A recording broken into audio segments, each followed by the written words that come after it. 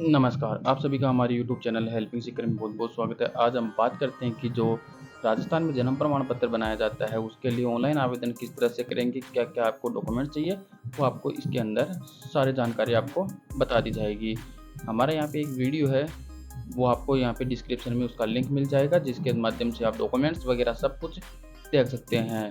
तो हमें यहाँ पे किस तरह से अप्लाई करना है, वो डॉक्यूमेंट्स तैयार होने के बाद आपको यहाँ पे पहचान के ऑप्शन पे आपको सर्च कर लेना है। सर्च करने के बाद जो पहली वेबसाइट आएगी उसी पे आपको क्लिक करना है। इसके बाद आपको यहाँ पे नीचे आना है। नीचे जैसे आएंगे तो आपको यहाँ पे एक ऑप्शन देखने को मिल जाएगा, आमजन आवेदन। ठीक है, आमजन आवेदन का एक ऑप्शन देखने को मिलेगा, इस पर आपको क्लिक करना है। इस पर जैसे क्लिक करेंगे तो इसके बाद आपको यहाँ पे एक जन्म प्रमाण पत्र के लिए ऑप्शन, ये वाला ऑप्शन देखने को मिलेगा, तो इसके ऊपर आपको क्लिक कर देना है। अब यहाँ पे आपका जो QR कोड है, जो आपका कोड है, कैप्चा कोड, वो आपको यहाँ पे डालना होगा। तो हम यहाँ पे अपना जो कैप्चा कोड आया है वो हमने यहाँ पे डाल दिया है। डालने के बाद आपको यहाँ पे प्रवेश करके ऑप्शन पे क्लिक कर देना। अब देखिए आपको किस तरह से क्या करना है। तो अब यहाँ पे आपको कई सारे ऑप्शन देखने को मिल जाएंगे। ठीक है, थोड़ा जूम कर देते हैं ताकि आपको आसानी से शो हो जाए। तो अब यहाँ पे आपको जो डेट ऑफ बर्थ है वो आपकी यहाँ पे डालनी होगी, जन्म तारीख है वहीं आपको डालना होगा। यहाँ पे जैसे हमने डेट ऑफ बर्थ 2000 डाल दी। ठीक है, इसके बाद आपको यहाँ पे पुरुष, महिला या ट्रांसजेंडर जो भी है वो आपको यहाँ पे तीनों में से सिलेक्ट कर लेना है। तो हमने यहाँ पे पुरुष सिलेक्ट कर लिया। इसके बाद आपका यहाँ पे जन आधार कार्ड नंबर डालना होगा। हम यहाँ पे ये नॉर्मली एक जन आधार कार्ड नंबर यहाँ पे टाइप कर देते हैं। इसके बाद आपको यहाँ पे देखिए इनकरेक्ट बता रहा है, तो हम यहाँ पे जन आधार नंबर डालते हैं। जैसे हमने यहाँ पे ये डाल दिया है यहाँ पे जन आधार नंबर, तो यहाँ पे डालने के बाद आपको यहाँ पे नीचे आना है। जिस भी व्यक्ति का आपको यहाँ पे देखिए बनाना है आपको जन्म प्रमाण पत्र, उसका यहाँ पे नाम आपको यहाँ पे ऐड कर देना होगा।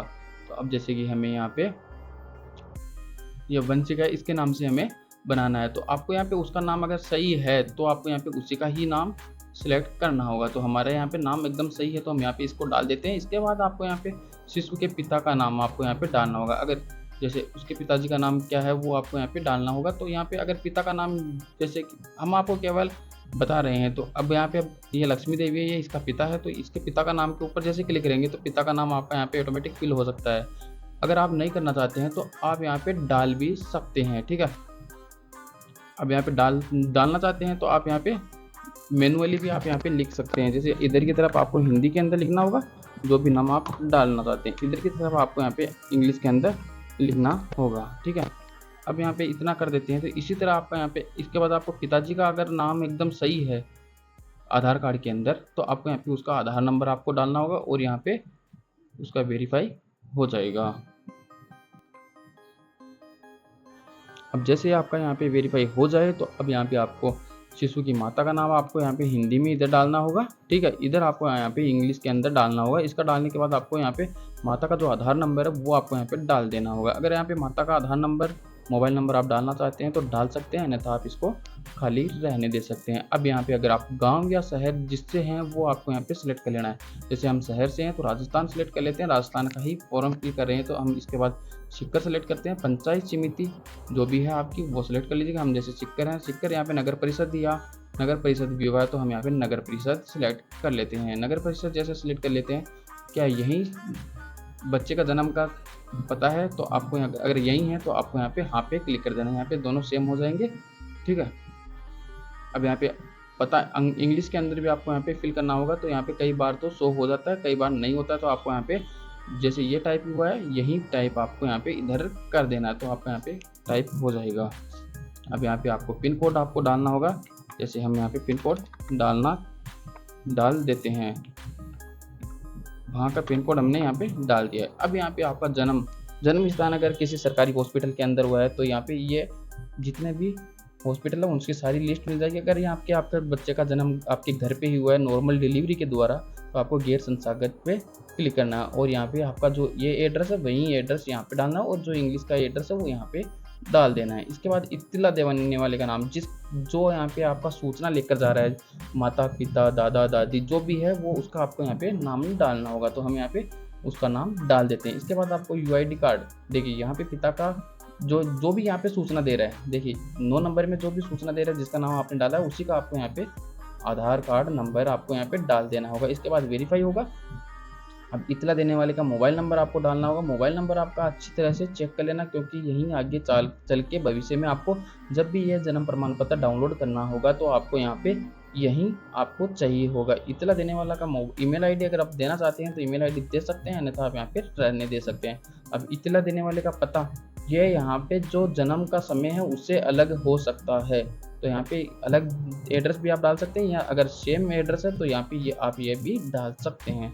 सूचना किस तारीख को दी जा रही है, जैसे कि अभी यहाँ पे 10 तारीख है आज, तो 10 तारीख को ही हम यहाँ पे सूचना फिल कर देते हैं। अब यहाँ पे माता के निवास के नगर या गांव का नाम, जैसे उसका गांव का नाम यहाँ पे हमने यहाँ पे सिक्कर में रजिस्ट्रेशन किया है, जैसे उसका गांव का नाम कोई अन्य नाम है, जैसे आप जयपुर समझ लीजिएगा, जयपुर यहाँ पे आपको टाइप कर देना। अगर उसका गांव जयपुर है, अगर वो गांव से है तो गांव सेलेक्ट कर लीजिएगा, अन्यथा आपको यहाँ पे नगर सेलेक्ट कर लेना है। तो इसके बाद आपको वापस से, अब जैसे हमने सेलेक्ट किया जयपुर, तो उसका यहाँ पे हमें जयपुर सेलेक्ट कर लेना है।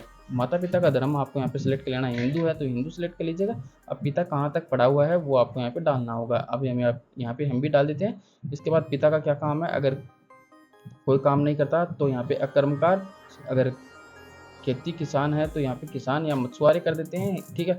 इसके बाद विवाह के उम्र कितनी थी, विवाह के समय माता की उम्र 18 साल से कम नहीं होनी चाहिए, ठीक है।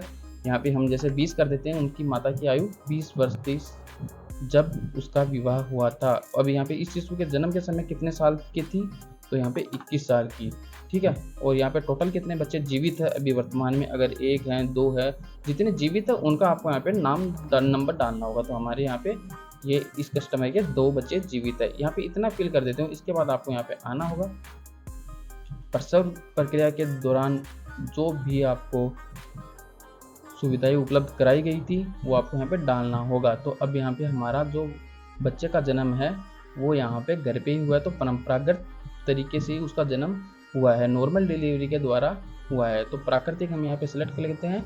अगर सिजेरियन होती है तो सिजेरियन कर लीजिएगा, ठीक है। इसके बाद बच्चे का वजन कितना है, बच्चे का वजन यहाँ पे आपका जितना वजन आपके बच्चे का जन्म के समय होता है, जैसे 2 किलो 2.5 किलो, वो आपको यहाँ पे टाइप कर देना। गर्भावस्था की जो सप्ताह होते हैं वो कितने सप्ताह होते हैं, 38 सप्ताह, यानी कि 9 महीने यहाँ पे हमने डाल दिए। आपके जितने भी होते हैं अगर वो आपको यहाँ पे डाल देना है। इसके बाद कैप्चा कोड आपको डालना होगा।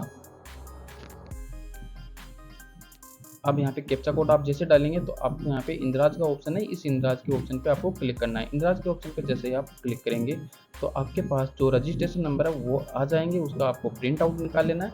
निकाल कर आपको यहाँ पे नगर पालिका, जहाँ अगर आप शहरी क्षेत्र से हैं तो नगर पालिका में जमा करवाइएगा, अगर पंचायत क्षेत्र से ग्रामीण क्षेत्र से तो आपकी पंचायत के अंदर आपको यहाँ पे ये जमा करवाना होगा। अगर ये वीडियो में किसी भी प्रकार की कोई समस्या आती है तो आप हमें संपर्क कर सकते हैं। अगर वीडियो अच्छी लगी तो वीडियो को लाइक कर दीजिएगा, चैनल को सब्सक्राइब कर दीजिएगा। धन्यवाद। जय हिंद, जय भारत।